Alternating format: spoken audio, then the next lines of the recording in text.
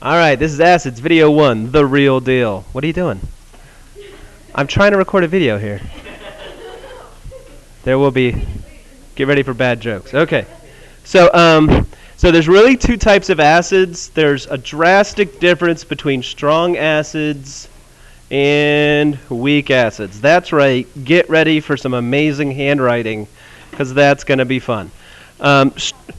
Strong acids are incredibly easier to deal with because strong acids have ludicrously high Kas, and weak acids have very low Kas or small Kas, and this has a huge difference at how they break apart. So every generic acid equation looks like this. The acid gives away the hydrogen to make hydronium, and then the anion is sitting there just kind of hanging out. But the Ka value really determines which side of the reaction is favored. If it's a high Ka, which side of the reaction is favored if it's a high Ka? The product side, the the product side. So if it's a high Ka, it's going to shift over to the product side, and then you get a ton of hydronium. And so the pH is the negative log of hydronium. That's not writing. That's fun. That's supposed to be hydronium. Take the negative log of hydronium and you have your pH.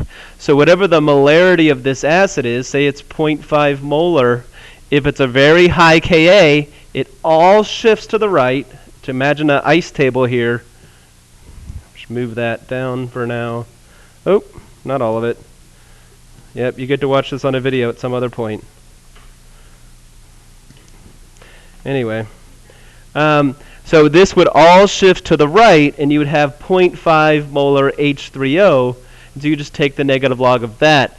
And pHs for strong acids are easy because all of the acid becomes hydronium.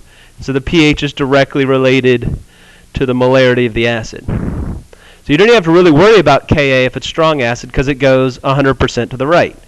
That makes them really easy to work with. But weak acids, royal pain because they don't go very far. So we focus primarily on weak acids in this chapter, and then we focus on acid-base neutralizations, which would probably be a completely different video. Let's do a weak acid. All right, so here's a weak acid. Everything, same idea over and over again. You have your acid. It is being put into water, and it gives off a hydrogen to make hydronium, and then the anion is hanging around there.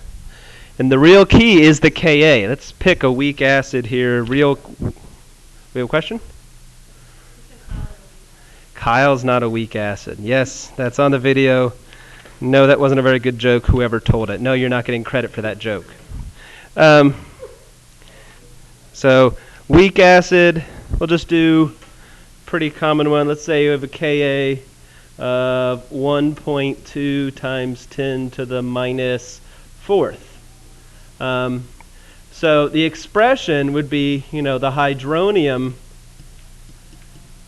over the anion divided by HA, and we would have to plug in the concentrations and how far it shifts and all sorts of things. And there's a couple different things that can happen. One, they give you the initial concentration. You'd have to set up an ice table, or a lot of people call it a rice table, where you have the reaction, then the initial change, equilibrium. So give me an initial concentration. Kyle, give me an initial concentration. 4. Wow, this is a really high molarity. So we're going to start off with the 4 molar HA. That's pretty intense. Some of that HA would dissociate and go over and would add hydronium to the water and anions to the water. And so at equilibrium, we'd have 4 minus X, X, and people just love seeing these things. I can hear everyone from the classroom here going, "Yay, that's awesome, I love ice tables, they're the best thing ever." That sounds like booze. I can't believe that. Then you have to try to solve for that, which can be kind of a pain. Usually we use the solver function or a calculator. And for the sake of you not watching me use the solver function, I'm going to pause the video, solve it, and come back. So we're going to actually use the solver function because I had the great idea to show you the solver function in this video. Pretty sure it was my idea to do it in here. So I clicked math, now I'm going to solver. And then we need to actually write this equation here in terms of 0. So what I usually do is first I type in the Ka, and then I put that in parentheses, and then subtract all of this stuff so that it's equal to 0. So I have the Ka minus all of that is equal to 0. Let's try that. So parentheses, 1.2 second e to the negative 4, close that parentheses, minus parentheses, x squared divided by, make sure you put the bottom in parentheses because you want both of those things in the divisor, or what's that called? Denominator, thank you. Not the divisor, I don't know what that is. And one more parentheses, just to be careful. We have the beginning one, the end one, these two, that one, these two. So we got all the parentheses in there, and that's already all set equal to 0. Then we hit down, and the other key to this is to set boundaries, because the way this program works in every graphing calculator out there is it guesses inside the boundaries, where you cannot have a value of x greater than 4, because it'd be 4 minus 5 would give you a negative number, so that's not going to work. So it has to be at a maximum, x could be 4. And at a minimum, x can't be less than 0, because if you have a value smaller than 0, you would get negative values on this side, so it's got to be a positive value. So it could be 0, yeah. If it was a ridiculously small Ka, like 10 to the minus 99 or something just insane, then yeah, it could be 0 because it would be significant figures-wise not shifting. So there we go. We have our boundaries.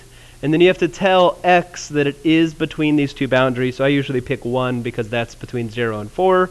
And then right here on the enter button, it says solve. So you say alpha, solve. Takes it a minute. There we go. That's the value of x. 2.18 times 10 to the minus 2. What's nice is now our calculator always thinks of x as that. So when we do other math functions in a minute, we don't have to type out the number. We could just take the log or whatever. So let's write that down. X equals 2.18 times 10 to the minus 2. And that represents the amount you're taking away from HA. So there's still tons of HA in the solution. You're only subtracting this minimal amount. So it's like 3.98 still in the solution. That represents the amount of hydronium that's in the water. And that's important because this value, this hydronium value, is how we calculate our pH. Because a pH is really how much hydronium is in the water. So if I take the negative log of x, I'll know the pH that would be calculated for the water. That's how much hydronium shifted over. So let's go ahead and do that. Let's take the negative log of x, and just going to quit out of this and go the negative log. And since right now the calculator thinks that x is that number, I don't have to type it out. I just do the negative log of x, and it tells me the pH of this solution. And I lost it. What was it? 1.66? So the pH is 1.66 because we just took the negative log of x. Pretty much that's an entire problem. That's one question. It's got a couple pieces to it: setting up the ice table, solving for x. Be good at using your equation solver. Thus endeth video 1.